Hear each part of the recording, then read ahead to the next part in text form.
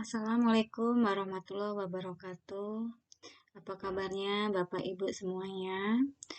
Judul diskusi 7 kali ini yaitu analisis perbedaan gender dalam pembelajaran sains di sekolah dasar berdasarkan dua artikel ilmiah pada mata kuliah Studi Komparatif Pendidikan Dasar di berbagai negara. Pada kesempatan kali ini, saya ingin memaparkan analisis dua artikel penelitian yang berkaitan dengan isu kesetaraan gender dalam pembelajaran sains di sekolah dasar.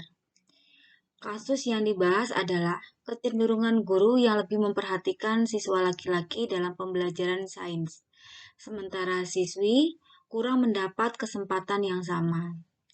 Secara singkat, kasus yang ada yaitu di berbagai sekolah dasar, guru lebih sering menunjuk anak laki-laki untuk menjawab, berdiskusi, dan ikut lomba sains. Sementara anak perempuan sering dianggap kurang aktif dan kurang cocok untuk bidang sains. Akibatnya, mereka menjadi kurang percaya diri dan tidak termotivasi. Analisis artikel pertama yaitu yang ditulis oleh Tony Hidayat tahun 2022. Judul artikel mengungkap perbedaan identitas sains siswa berdasarkan gender.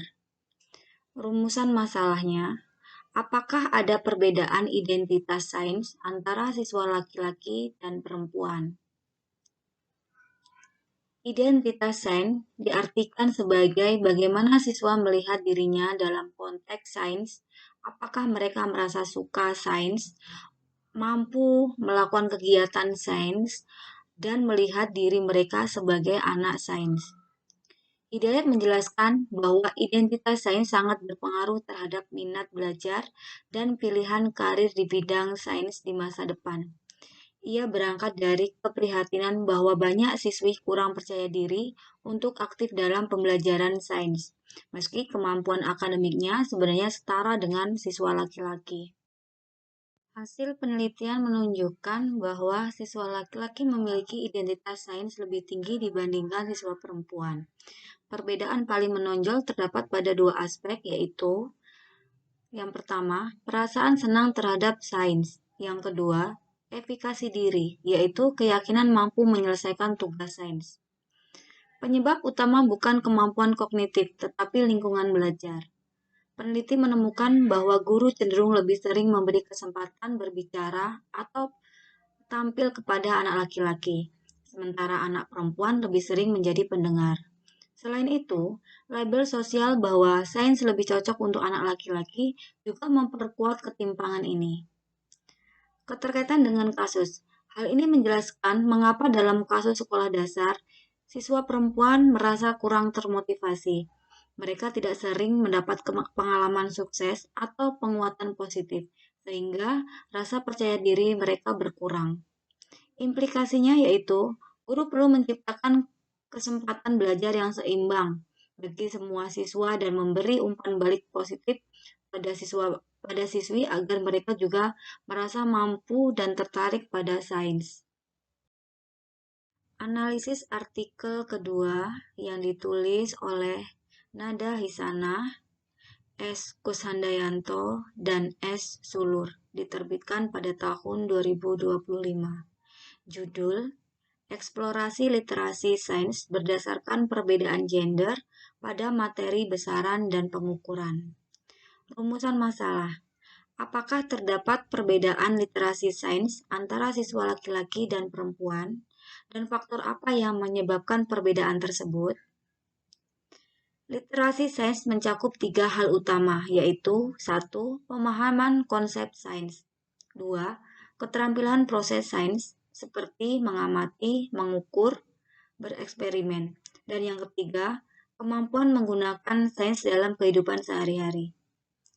Peneliti melihat bahwa beberapa penelitian sebelumnya menunjukkan hasil yang beragam. Ada yang menemukan perbedaan gender dan keterampilan proses, tetapi bukan pada pengetahuan konsep. Oleh karena itu, penelitian ini berfokus untuk menggali lebih dalam mengapa hal itu bisa terjadi. Hasil penelitian menunjukkan Secara umum, tidak ada perbedaan besar pada pemahaman konsep sains antara laki-laki dan perempuan. Namun, terdapat perbedaan nyata pada keterampilan proses sains. Siswa laki-laki cenderung lebih aktif dalam kegiatan praktik, eksperimen, dan presentasi hasil. Sedangkan siswa perempuan memiliki nilai lebih rendah pada aspek partisipasi dan proses, bukan karena kemampuan rendah, tetapi karena mereka kurang diberi kesempatan melakukan kegiatan tersebut di kelas. Faktor penyebabnya yaitu, yang pertama, guru sering memberi peran aktif pada laki-laki saat praktik atau diskusi. Yang kedua, budaya sekolah masih memandang kegiatan eksperimen sebagai lebih cocok untuk anak laki-laki. Dan yang ketiga, dukungan orang tua dan lingkungan terhadap siswa perempuan di bidang sains masih rendah.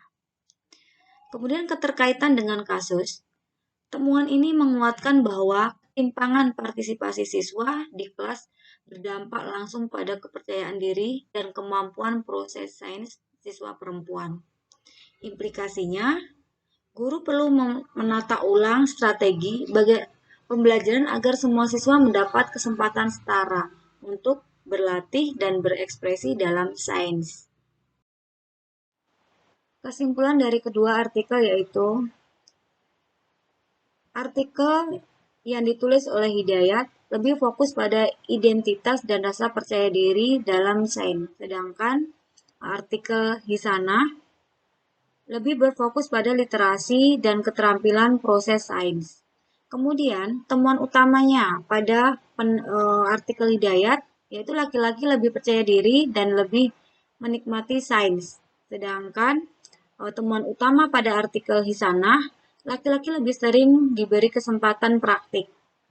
Kemudian penyebabnya pada artikel Hidayat, bias guru dan lingkungan sosial. Kemudian pada artikel Hisanah, kesempatan belajar tidak seimbang.